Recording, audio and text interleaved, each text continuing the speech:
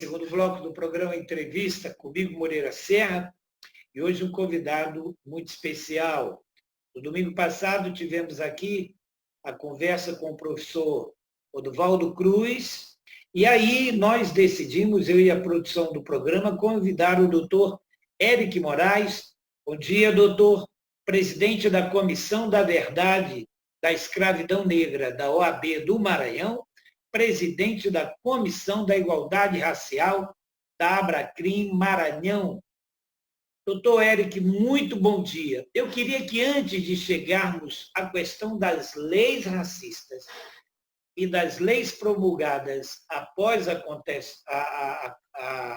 Constituição Federal de 88, sua aprovação pela Constituinte de 88, dos tempos atuais que estamos vivendo, em razão de todos os casos, mas sobretudo desses que estamparam nas mídias, do Miguel em Recife, do George Floyd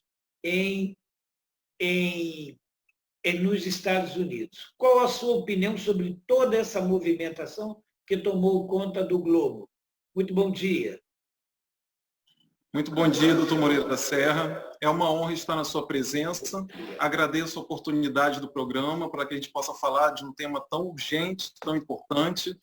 Doutor, quem trabalha com direitos étnicos raciais saberia que a gente vem avisando há muito tempo que poderia haver um gatilho que a gente fala é uma situação na psicologia da sociedade em que esses direitos, na verdade, quando a gente fala da morte de George Floyd, lá nos Estados Unidos, que se transformou em uma tensão racial e atingiu todo o planeta, durante a epidemia, né, segunda maior crise humanitária depois da Segunda Guerra Mundial, entendemos que isso vem justamente, a sociedade está pedindo que se institucionalize direitos.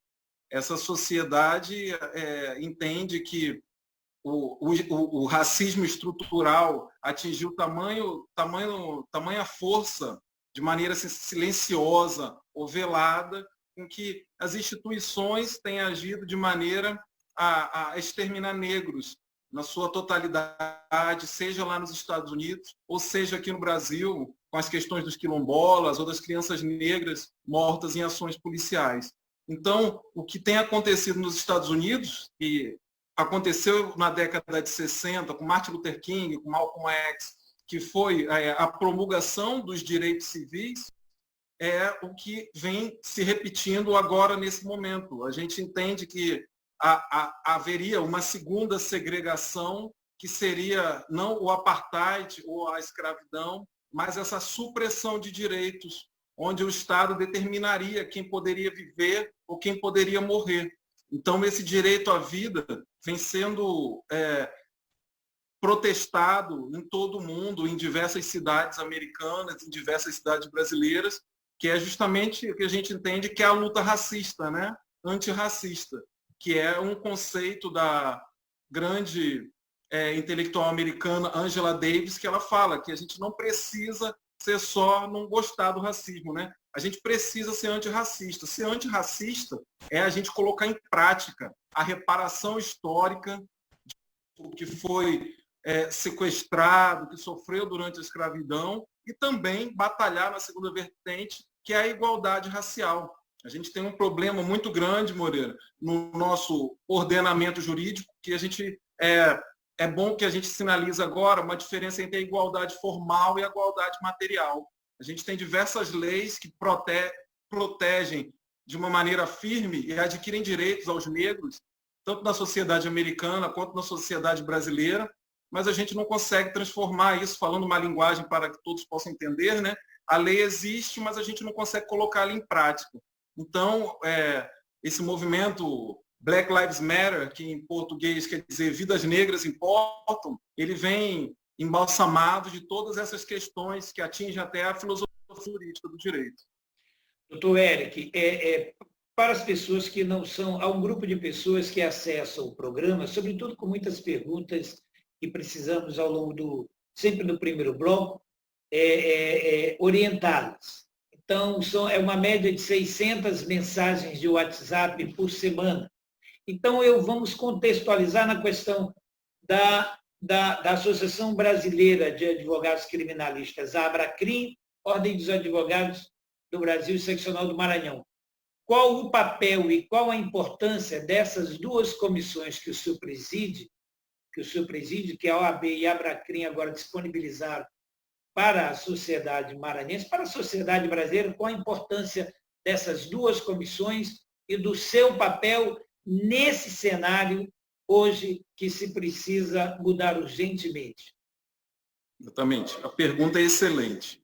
Quando a gente trata de Comissão da Verdade da Escravidão no Brasil, doutor Moreira Serra, a gente vem falar de reparação histórica. Reparação histórica é uma ciência no que visa que todo esse momento, que foram quase 400 anos aqui no Brasil, o Brasil foi o último país a decretar uma lei que só tem um parágrafo, e quando a gente fala uma lei que só tem um parágrafo, a gente fala justamente que essa lei evitou fazer essa reparação. Lá nos Estados Unidos, o negro, quando foi liberto, ele ganhou um pedaço de terra e um jumento, que hoje em dia se compararia a um carro. Aqui no Brasil, essa lei só tem um parágrafo, ela trata somente da abolição da escravidão e não vê nenhum tipo de indenização ao negro brasileiro. Então, é chegado o momento do Brasil, através das comissões da verdade, das seccionais da OAB, processar o Estado brasileiro, processar a coroa portuguesa e processar a Igreja Católica, dentre outros órgãos que a gente vai montando nesses outros relatórios. Porque a gente não quer uma condenação em pecúnia, a gente quer que isso fortaleça, e é preciso a gente falar que o crime de escravidão é um crime de lesa humanidade, ou seja, ele é imprescritível. Até hoje, a gente não tem a condenação do Brasil e desses entes que fomentaram o tráfico negreiro, que construíram nossas cidades à base da escravidão, e a gente precisa fazer com que esse processo tenha a condenação para que a gente possa fazer a reparação histórica, para que a gente possa ter a nossa história contada de uma maneira não só pela visão, tem um dialeto africano que diz que enquanto o leão não aprender a escrever, a história vai glorificar sempre a história do caçador. Então, o que a gente pretende com essa reparação histórica é contar o lado do perdedor, que foi o negro brasileiro, e resgatar a história dos nossos heróis, resgatar lugares históricos para a nossa sociedade, e principalmente a OAB, que é o único órgão que trabalha com a reparação no Brasil, que resgatou já Luiz Gama. Luiz Gama foi um negro que, impedido por leis da época, foi impedido de ser advogado, mas em 2015 recebeu sua carteira da OAB em memory, assim como Esperança Garcia, que foi um trabalho da Comissão da Verdade da OAB do Piauí, onde ela é considerada a primeira advogada brasileira, que também peticionou à época ao governador do Maranhão e do estado do Piauí, seguindo as ordens das convenções filipinas que ordenavam o nosso ordenamento jurídico, fazer com que essas pessoas, a gente possa contar a história desses heróis negros que até então estão invisibilizados por culpa do racismo estrutural na nossa academia.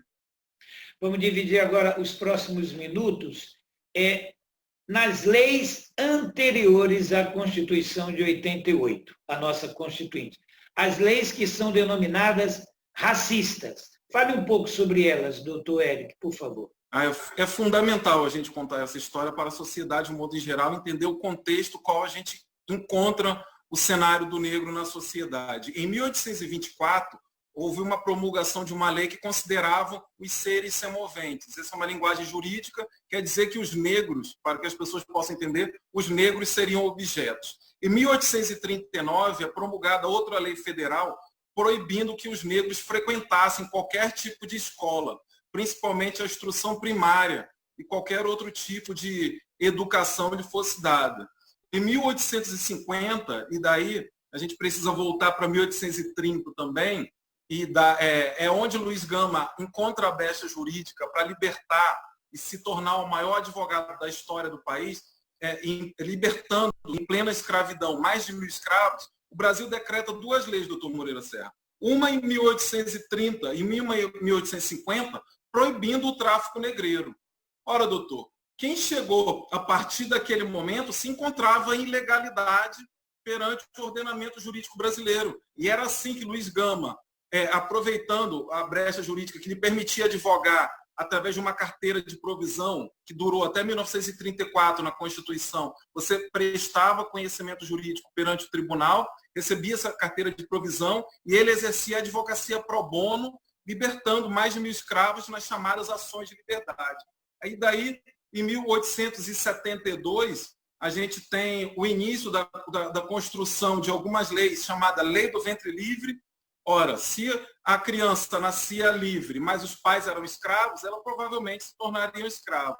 A lei do sexagenário, ora, a média da população brasileira era 52 anos. Obviamente, o escravo que tinha média de 23 anos não sobreviveria até 60 anos. E em 1880, a gente tem, 1888, a Lei Áurea, que a gente considera uma lei racista, em virtude de ser uma lei que só tem um parágrafo, não trata de nada de reparação e nem abre a possibilidade de qualquer política pública que possa amparar aquele povo que vai deixar de trabalhar. E daí a gente tem, em 1890, lá nos Estados Unidos, o negro, quando foi liberto, ele ganhou um pedaço de terra e um jumento, que hoje em dia se compararia a um carro. Aqui no Brasil, essa lei só tem um parágrafo, ela trata somente da abolição da escravidão e não vê nenhum tipo de indenização ao negro brasileiro. Então, é chegado o momento do Brasil, através das comissões da verdade, das seccionais da OAB, processar o Estado brasileiro, processar a coroa portuguesa e processar a Igreja Católica, dentre outros órgãos que a gente vai montando nesses outros relatórios. Porque a gente não quer uma condenação em pecúnia, a gente quer que isso fortaleça, e é preciso a gente falar que o crime de escravidão é um crime de lesa humanidade, ou seja, ele é imprescritível.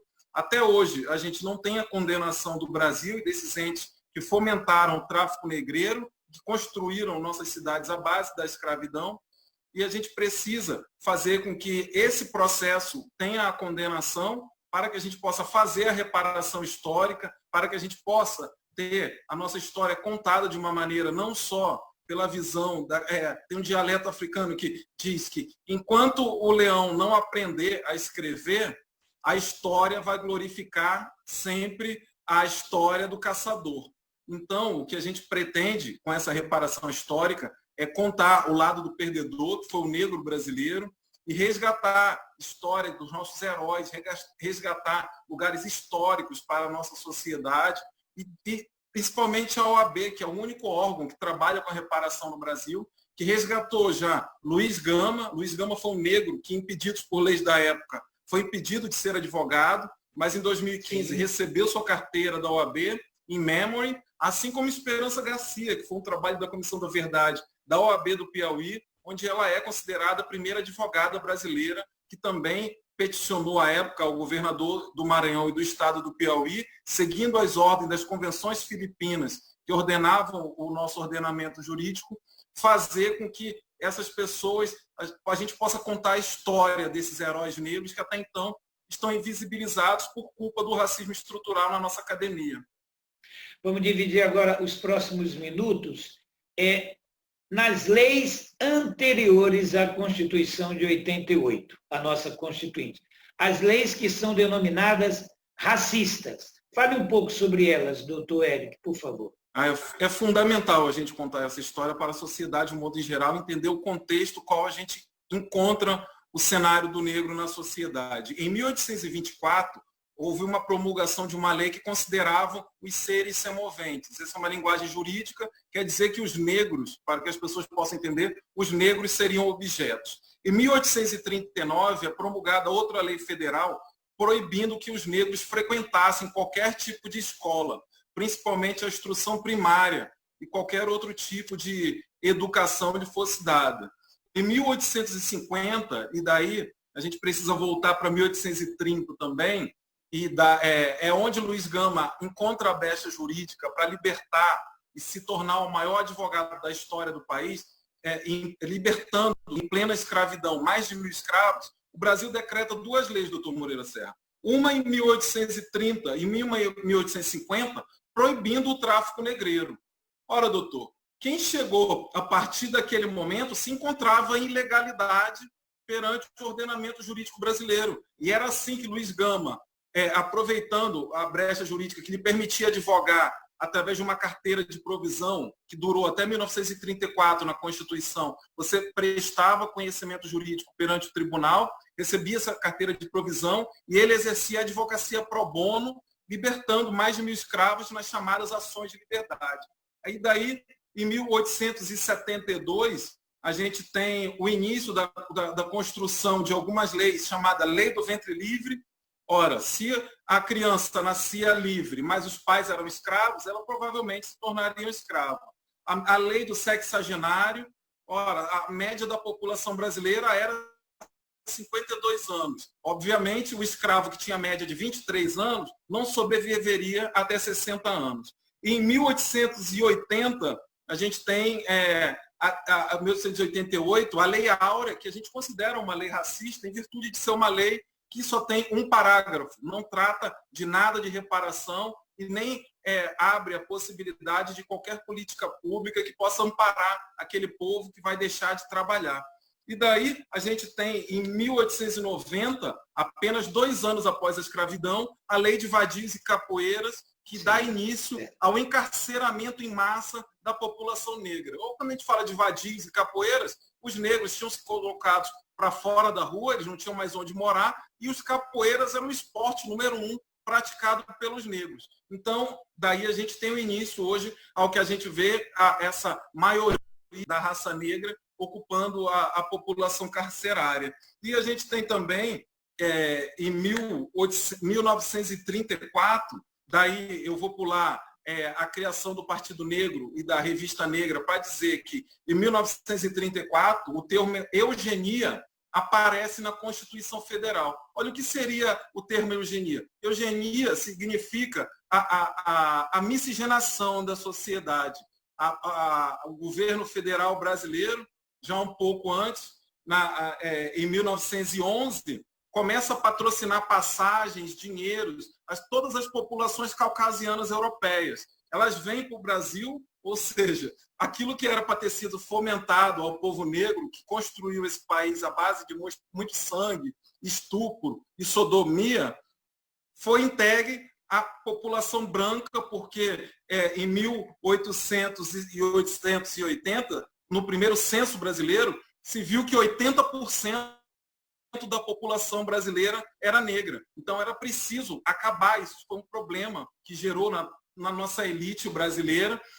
E daí, em 1937, a gente tem a proibição do Partido Frente Negra Brasileira e também da revista A Voz da Raça, que foi instituída pelo Estado Novo, com Getúlio Vargas. Daí a gente já vem passando para 1951, a Lei Afonso Arinos, que fala do crime de racismo, onde fala que ele, na verdade, não é um crime, ele é uma contravenção penal.